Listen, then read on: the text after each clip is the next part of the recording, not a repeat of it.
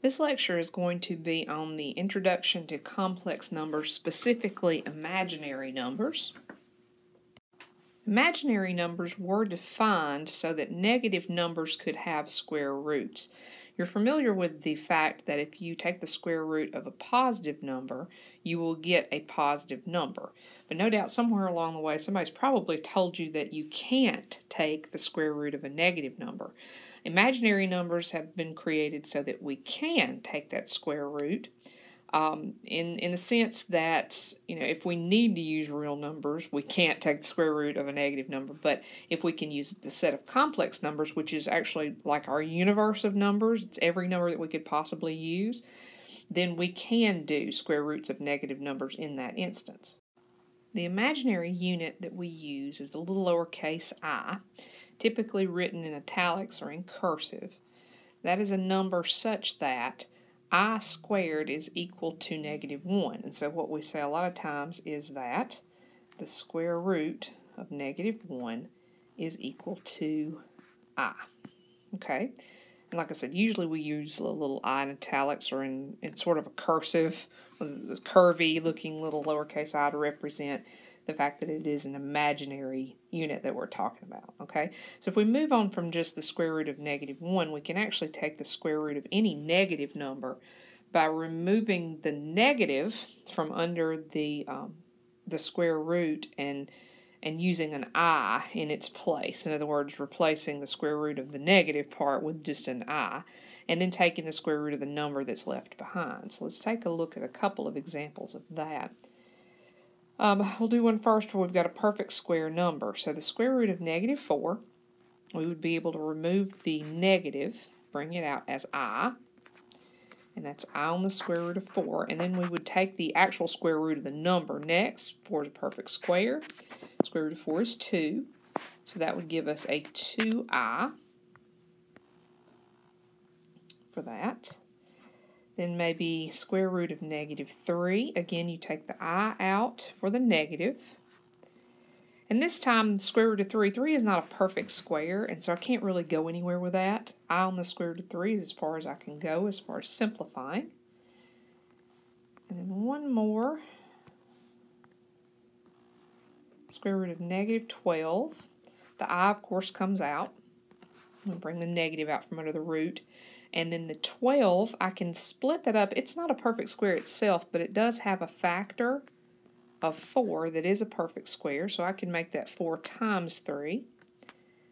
And then I can take the square root of the 4, leaving the 3 behind. So the square root of 4, we saw that a minute ago, is 2, bring that out, 2I, on the square root of 3. We leave 3 behind since it is not a perfect square. Okay, so that's just the basics of how we simplify these roots of negative numbers, and you need to simplify those roots before you try to do any operations with that particular number. So what we say is we always bring the I out first. So we always take the negative that's under the root out as an I before we try to add or multiply any number that has a negative square root in it. Okay? Now let's take a look at what's called the standard form of a complex number, and then we're going to talk about some operations of complex numbers.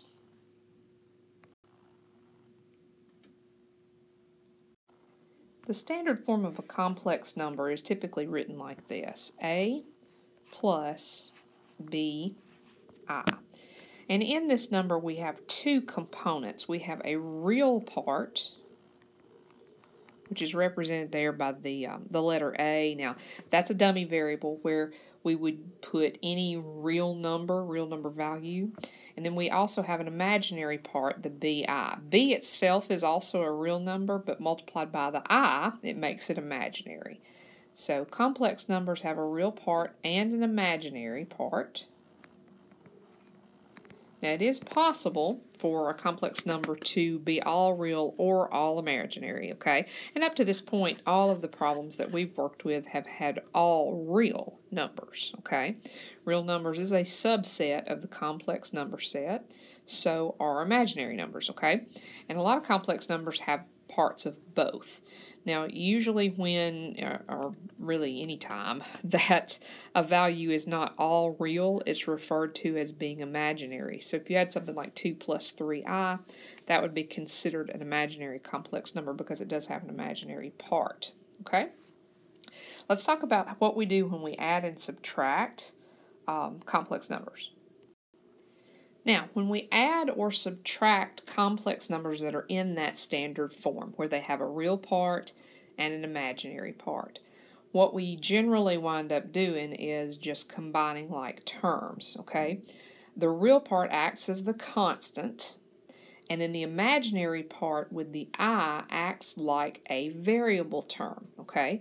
So what we wind up doing is adding the real parts together or subtracting real part from real part, and then either adding or subtracting with the imaginary parts separate, almost as if they were a variable term, okay?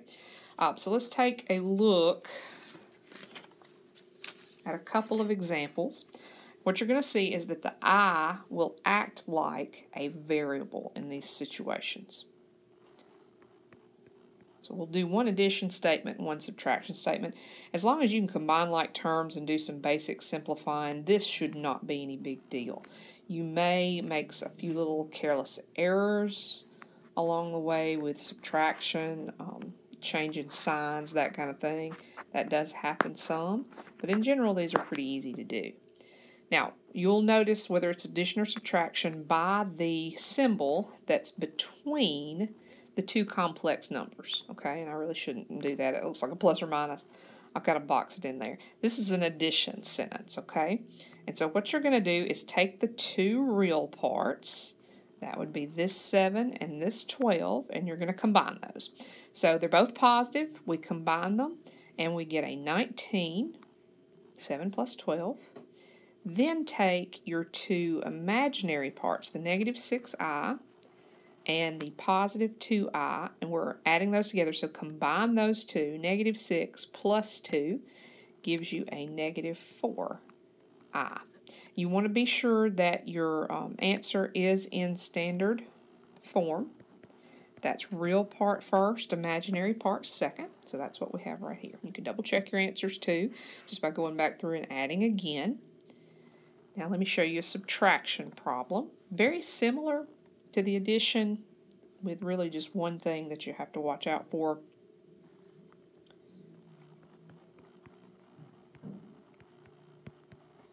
All right, 1 plus 3i is our first complex number, and then we're going to subtract from that 4 minus 7i. Okay, now with the subtraction that we have right here, what we have to do is distribute that negative to that second set of parentheses. You can either do it in one step, or you can just subtract as you combine the numbers. Either is fine. I'm going to drop the parentheses and go ahead and distribute that negative so that I don't forget it. Be sure you change both signs inside that second set of parentheses. Then you combine like terms again, looking for first your real terms. So 1 plus negative 4, or 1 minus 4, is equal to negative 3. And then looking at your imaginary terms next. You've got 3i plus 7i. That gives you a positive 10i. Again, leaving your answer in standard form is what you want to do. Each one of these needs to be left in standard form, regardless of which operation you are working on.